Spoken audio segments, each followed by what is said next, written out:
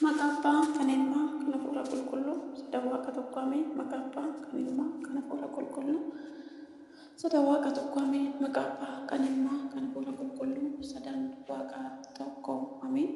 Sooma Gooftaa fi Fayyisaa keenya qoricha keenya Yesuus Kiristoos torban sadaffaa torbee meekuraaf hundumti keessan hordoftoonni amantaa Ortodoksii Tawaahidoo baga sooma guddaa Gooftaa fi Fayyisaa keenya qoricha keenya Yesuus Kiristoos torbee sadaffaa torban meekuraaf geessani.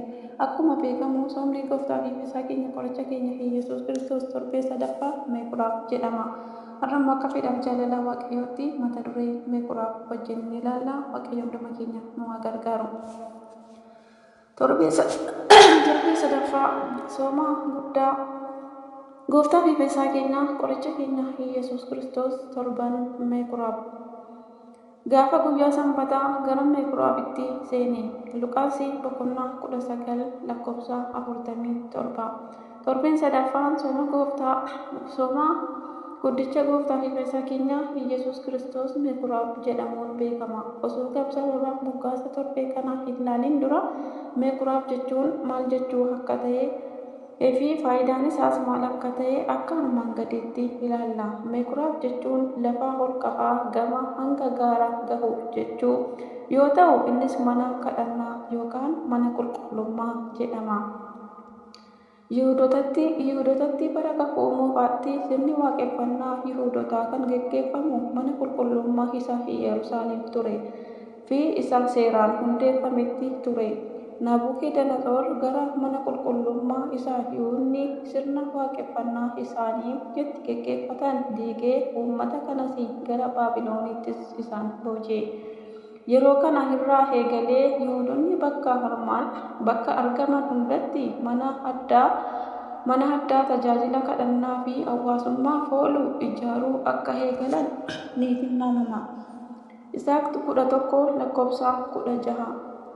Bara Gooftaa fi Fayyisaan keenya Yesuus Kiristoos biyya lafaa naanna'ee barsiisaa turetti bakka kanattis ta'e bakka biraatti meekuraafonni baay'een turaniiru. Duuka bu'oonnis gara bakka Yihuudoonni bittinnaa'anii jiran hundatti yeroo deeman gara meekuraaf isaanitti deebi'aniiru. Wangeela uummata kanaaf labsaa turani. Maatiyos boqonnaa 4 lakkoofsa 23. Seera duuka bu'ootaa boqonnaa 6 lakkoofsa 9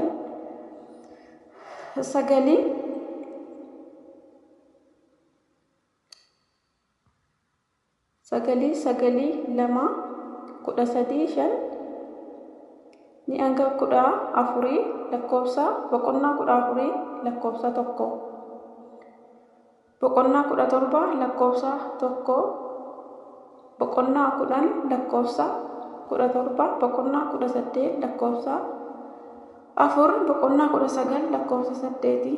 Dargaggoonni 10 yeroo argaman meekuraaf jechuun isaaniif eeyyamamaa ture. Manni isaas guddaa fi xiqqaa ta'uu ni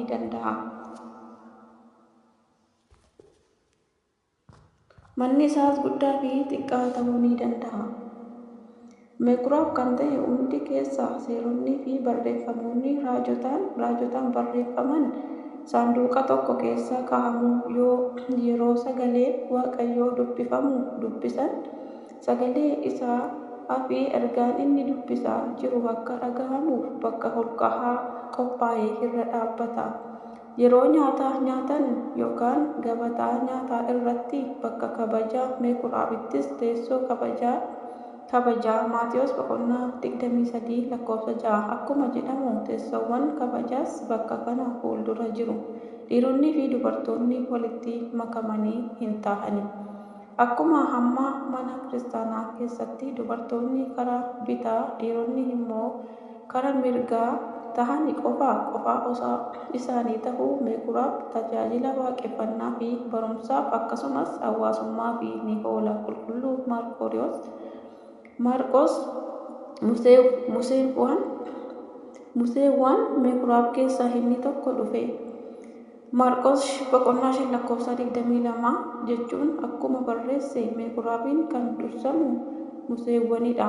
Duuka bu'oota boqonnaa 13 seera duuka bu'oota boqonnaa 13 lakkoofsa 15 Boqonnaa 18 lakkoofsa 8 Museewwan kun warra balleessan yookaan rukutan garafuun yookaan meekuraaf keessaa hari'uu isaanii adabuu fi aangoo qabu ture.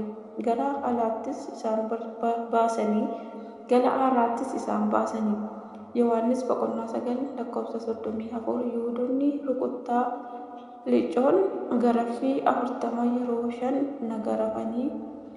Lammaffaa Qorontos boqonnaa 11 lakkoofsa 24 Tajaajilaan meekuraaf ijoollee ni barsiisa, barreeffamoota dubbifaman ni dhiyeessa, kitaabicha maruudhaanii tajaajilti kennee ta'a. Luqaas boqonnaa 10 lakkoofsa 20 Kan barreessan ni adaba, garafa, akkasumas ajaja Musootaa ni raawwata ture. Museenis kan isa lallaban qaba.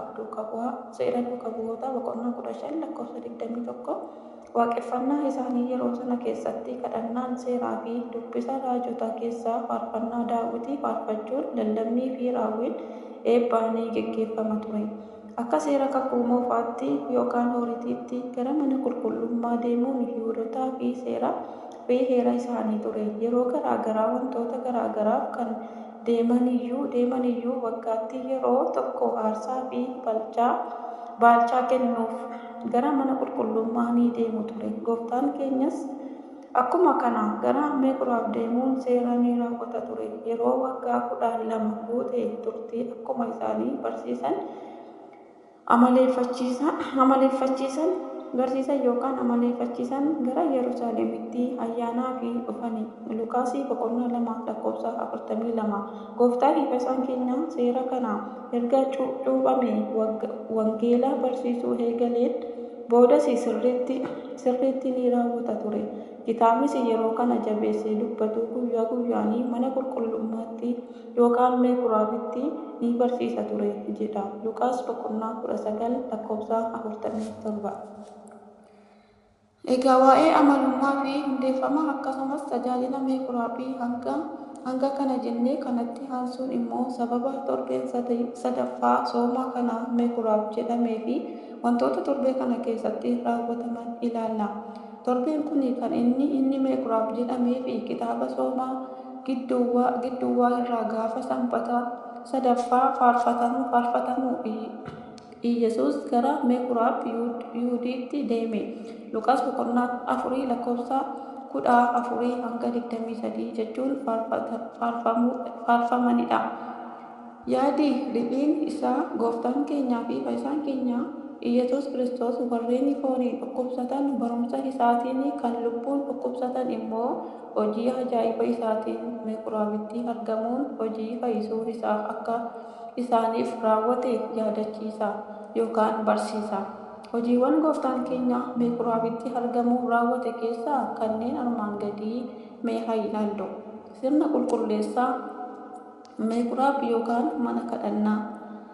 Meekuraaf kun bakka seeronni bara kakuu moofaa yookaan horiitii raawwatameen itti geggeeffamu ta'uun isaatiin wantoonni aarsaa fi dhiyeessan kanneen akka horiitii meeshaa aarsaan itti dhiyaatu gabateewwan asitti gurgurtaa fi dhiyaatu ture. Yihuudoonni seera waaqeffannaa geggeessuu irraa darbanii bakka kanatti bakka saamichi haaloo fi bakka goyoomsuun itti geggeeffamu taasisanii turanii.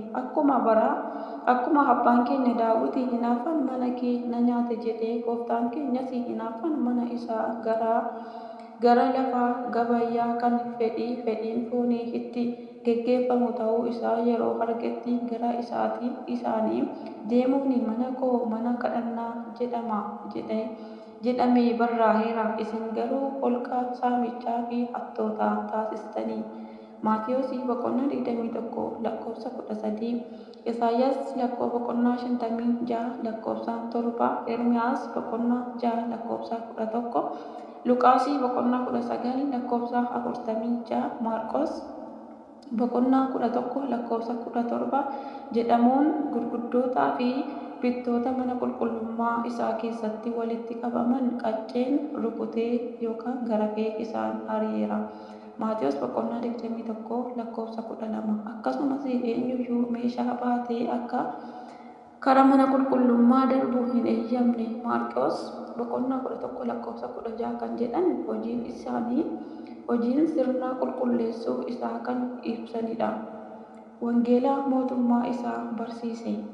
Gaafa dilbataa gara Meeqoraabitti seenee isaan barsiisuu eegale. Akka barsiisota isaanii osoo hin taane akka abbaa taayitaatti isaan barsiisaa waan tureef barumsa isaa ni ajaa'ibsiifatanii. Akkuma jedhu Maarqoos boqonnaa 1 lakkoofsa 21, Luqaas boqonnaa 4 lakkoofsa 14-23. Hojiin gooftaa keenya Meeqoraabitti argamee raawwachaa ture keessaa inni lammaffaan barsiisuu ture. Innis akka abbaa taayitaatti isaan barsiisaa ture. Kunis maalidha yoo jennu isaan kan barsiisan kan dubbisanii fi kan barsiisota isaanii irraa dhaga'anidha. Inni garuu dandeettii isaa irraa addunyaa kana uumeen barsiisaa akkuma ani addunyaaf ifettiin dubbadhe. Yihuudoonni yeroo hunda kan itti wal gahanii mana qulqullummaa Meeqoraabitti yeroo hundaan barsiise. Dhoksaattis kanan dubbadhe wanti tokkollee hin jiru. Yohaannis boqonnaa 18 lakkoofsa 20 jedhe. Gooftaa fi fayyisaan keenya Iyesuus Kiristoos yeroo barsiisaa turettis kan inni barsiisu ifaan ifatti malee dhoksaatti hin turre. Gooftaan keenya maaliif ifatti barsiise? Akka armaan gadiitti ilaalla. Haala armaan olitti ibsameen Meeqoraabitti argamee ifaan ifatti barsiisuun lubbuuwwan badanis gara hoolota isaatti ni dabala ture. Kan inni ifatti barsiisus barsiisonni Yihuudootaa sababa isarratti barbaadaa waan turaniif isaaniin sababa dhokachuu fi yookaan dhabsiisuudhaafidha. Kanaafis osoo dhoksaatti barsiiseera ta'e Galiilaa irraa eegalee hanga guutummaa Yihuudaatti uummata barsiisuun isaa akka mootummaa isaatti irratti ka'an taasisa jedhanii akka isaan himatanii fi yakkanii fi sababa gahaa hin ta'u ture. Akkasumas uummata isaa irratti kakaasuun adda duree kan turan hangafoota lubootaa fi barsiisonni hangafoonni lubootaa fi barsiisonni dhaabbatanii baay'ee isa rakkisu ture jedha. Luqaas boqonnaa 23 lakkoofsa 5-10. Yihuudoonni gooftaa keenya irratti sababa barbaaduu waan tureef kun isaaniif kufuu akka hin taaneef ifatti barsiise. Sababiin biraan immoo qulqulluu Yohaannis wangeela isaa irratti ilmi ammana abbaa isaa keessa jiru inni nuuf ibse. Yohaannis boqonnaa 1 lakkoofsa 18 akkuma jedhu raajotaa fi fakkeenyota hiika isaa dhokatee fi baasaa barsiisaa gara addunyaa kanaa dhufeeraatii barumsa isaa ifatti taasise. Akkasumas yeroo mana qulqullummaa qulqulleessaa raawwatetti ergaawwan dabarse keessaa tokko haalli aarsaan ittiin dhiyeessaa turan inni duraa darbuu isaa labse. Kanaafis hoolota aarsaadhaaf dhiyaatan akka baasan ajaja. Aarsaan kakuu haaraas matumaa isa ta'uu isaa ibse. Yohaannis cuuphaanis kanaaf kunoo hoolaa Waaqayyoo isa cubbuu addunyaa haqu yookaan balleessu jedhee kan yeroo garaagaraatti dubbate. Yohaannis boqonnaa 1 lakkoofsa 23 fi 1 boqonnaa 26 lakkoofsa 36. Dhukkubsattoota ni fayyisa ture. Akkuma mana qulqullummaattis kan hin argine yookaan jaamaa kan ta'anii fi kan deemuu hin dandeenye gara isaattis ni dhiyaatanii ni fayyises. Maatiyos boqonnaa 21 lakkoofsa 14 jedhu. Gooftaan keenyas Meeqoraabitti yeroo argamaa ture namoota hedduu fayyisaa ture. Kutaawwan kitaaba qulqulluu Meeqoraab keessaa dubbifamanii fi yookaan faarfataman faarfannaa Daawitii, faarfatamuu Mikswaabii, faarsaa 80 faarfannaa Daawit boqonnaa 83 lakkoofsa 9 hinaaffaan mana kee na nyaate arrabsoonni isaa arrabsanis anarratti kufe lubbuu koo soomanan adabe. Egaa hinaaffaan yeroo mana qulqullummaa kee gabaa taasisanii an argee naafee akka ibiddaan gube mana qulqullummaa kee gabaa taasisanii yeroo simamman gabaa isaanii yeroon diigu eenyutu akka kana raafatuuf aangoosii kenne naan jedhani. Yohannis boqonnaa 2:8. Yeroo ati mana nyaataa samii irraa buuste isaan nyaachistu mannaa dhandhama hin qabne jechuun akka akkasii arrabsan anaanis foon dhala ilma namaa yoo hin nyaannee fi dhiiga isaas yoo hin dhugne jireenya bara baraa hin qabdan isaaniin jennaan akka nyaannuu fi akkamitti foon isaa nuuf kennuu danda'a jedhanii na qorani. Seera Bahuu boqonnaa 6:15 Yohannis boqonnaa 6:52 qaama koo soomaan dadhabsiise gooftaan halkan 40 fi guyyaa 40 soomeera. Seera Bahuu boqonnaa 38:20 Seera Bahuu boqonnaa 34:28 dhumarratti Maatiyos boqonnaa 4:2-6 Wangeela Yohannis boqonnaa 2:12 Sirna gadatoo kan gooftaa keenyaati. Kutaa kitaaba qulqulluu dubbifaman Qolaatiyaa boqonnaa 2:16 Daaqonii tokkoffaatu dubbisa. Yaa'ikoob boqonnaa 2:14 Seera duukaa bu'ootaa boqonnaa 10:1-9 luba gargaartuu dubbisa.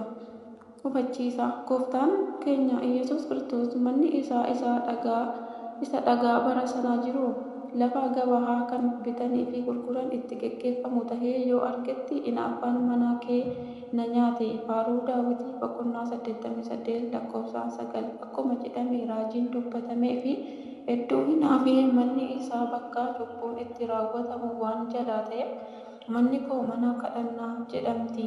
Isaayyaas boqonnaa 56:7 jedhee raawwiin achi keessa jiran hunda gadi baasee ari'e.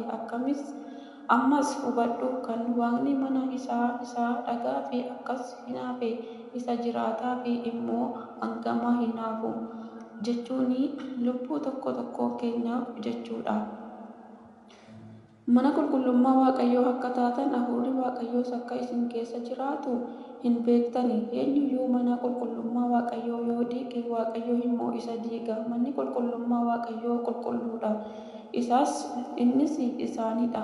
1 Qorontos boqonnaa 3:16-17 Yaa maatii Waaqayyoo dhuguma manni qulqullummaa har'a meeqatu mana ejjaa, mana daldalaa, mana machii fi araadaa, mana sobaa fi hamii, mana seeronni Waaqayyoo itti diigamanii fi kabaja dhaban tahee jira. Nuti hoo maal fakkaanna? Meeqan keenyatus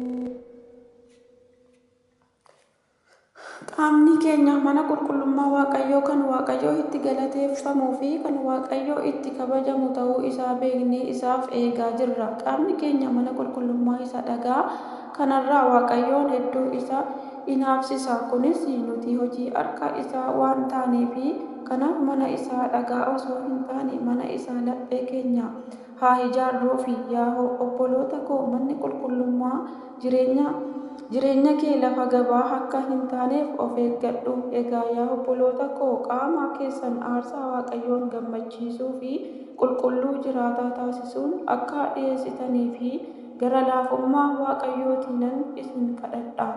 Roomee boqonnaa 12:1 Galanni Waaqayyoof haa ta'u.